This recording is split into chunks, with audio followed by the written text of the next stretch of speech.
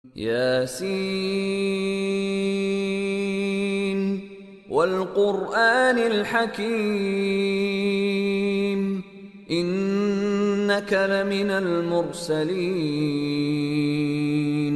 على صراط مستقيم تنزيل العزيز الرحيم. You know, tafsir now is becoming popular. Yeah, tafsir is now becoming more of a popular thing amongst the seekers of knowledge, especially here in the West.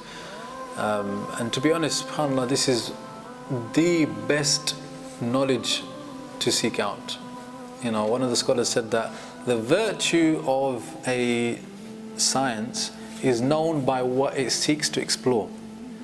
So the science of tafsir seeks to explore what Allah wants from us through His own words, Jalla wa Ala. That is, if you like, a summarized way of saying what is tafsir.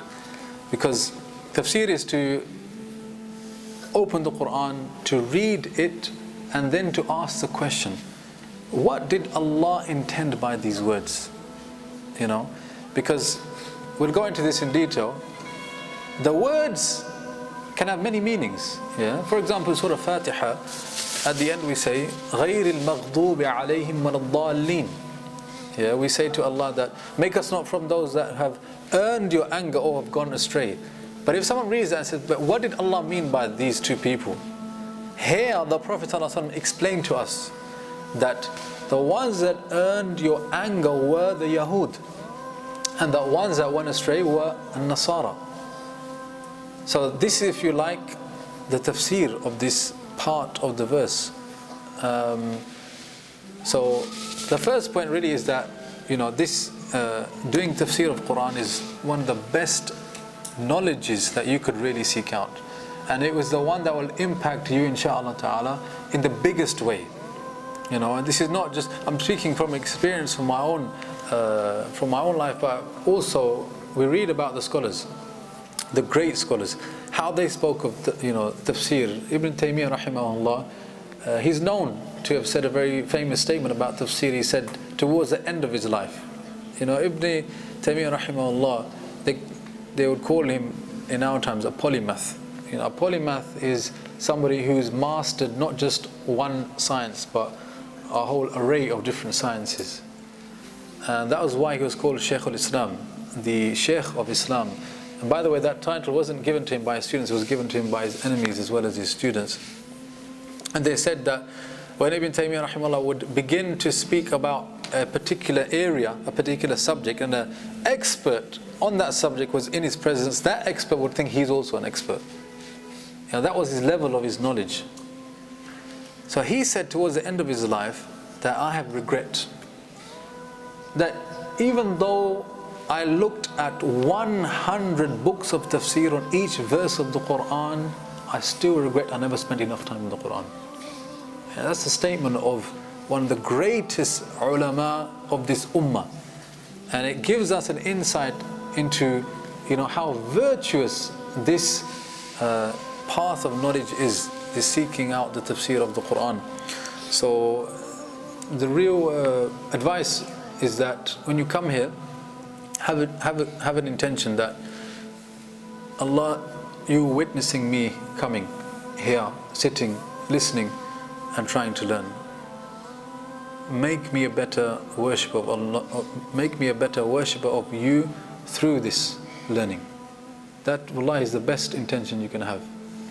You know, and one very interesting point of reflection from one of the verses of Surah Baqarah about the malaika, on the purpose of creation. You know, when Allah subhanahu wa ta'ala created Adam and then He sent him to earth, Allah said, وَإِذْ قَالَ رَبُّكَ لِلْمَلَائِكَةِ إِنِّي جَاعِلٌ فِي الْأَرْضِ خَلِيفَةً.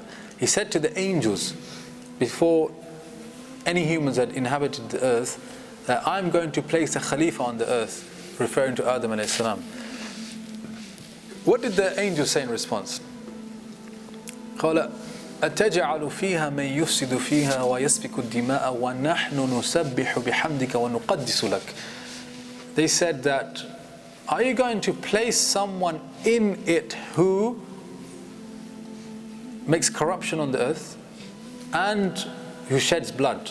Meaning we know the dispensation of human beings. When they get together, this is what they do.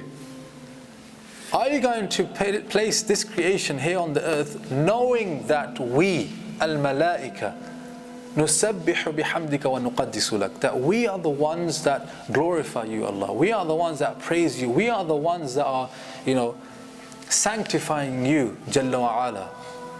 Now, what is interesting is that it is as if the angels were saying to Allah, we know what you like. We know what you love. We know what you want from your creatures. You want that they become servants of you, that they devote themselves in worship to you. And we do that, Ya Allah.